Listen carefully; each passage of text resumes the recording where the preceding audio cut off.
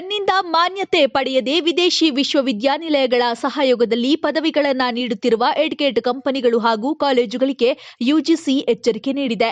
ವಿಶ್ವವಿದ್ಯಾನಿಲಯ ಧನಸಹಾಯ ಆಯೋಗವು ಈ ಯಾವುದೇ ಪದವಿಗಳು ಮಾನ್ಯವಾಗುವುದಿಲ್ಲ ಎಂದು ಪುನರುಚ್ಚರಿಸಿದೆ ಹಾಗೂ ಅಂತಹ ಕೋರ್ಸ್ಗಳಿಗೆ ಪ್ರವೇಶ ಪಡೆಯದಂತೆ ವಿದ್ಯಾರ್ಥಿಗಳಿಗೆ ಎಚ್ಚರಿಕೆ ನೀಡಿದೆ.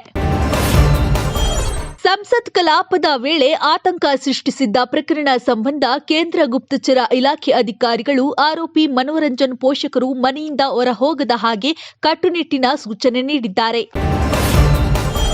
ಮುಂದಿನ ವರ್ಷದ ಜನವರಿ 22ರಂದು ಅಯೋಧ್ಯೆಯ ಶ್ರೀರಾಮ ಮಂದಿರದ ಗರ್ಭಗೃಹದಲ್ಲಿ ಜರುಗಲಿರುವ ಪವಿತ್ರ ರಾಮಲಲ್ಲಾ ವಿಗ್ರಹದ ಪ್ರಾಣ ಪ್ರತಿಷ್ಠಾಪನೆ ಕಾರ್ಯಕ್ರಮಕ್ಕೆ ಹಾರನಹಳ್ಳಿ ಕೋಡಿಮಠದ ಶ್ರೀ ಶಿವಾನಂದ ಶಿವಯೋಗಿ ರಾಜೇಂದ್ರ ಮಹಾಸ್ವಾಮಿ ಅವರಿಗೆ ಆಹ್ವಾನ ನೀಡಲಾಗಿದೆ. ತಮ್ಮ ಕಟ್ಟಡದೊಳಗೆ ಅಡಗಿಕೊಂಡಿದ್ದ ಇಬ್ಬರು ಆರೋಪಿಗಳ ಬಗ್ಗೆ ಪೊಲೀಸರಿಗೆ ಸುಳ್ಳು ಹೇಳಿದ ಆರೋಪದ ಮೇಲೆ ಅಮೆರಿಕದ ಟೆನೆಸ್ಸಿ ರಾಜ್ಯದಲ್ಲಿ ಇಬ್ಬರು ಭಾರತೀಯ ಮೂಲದ ಹೋಟೆಲ್ ಮಾಲೀಕರನ್ನ ಬಂಧಿಸಲಾಗಿದೆ ಎಂದು ತಿಳಿದುಬಂದಿದೆ.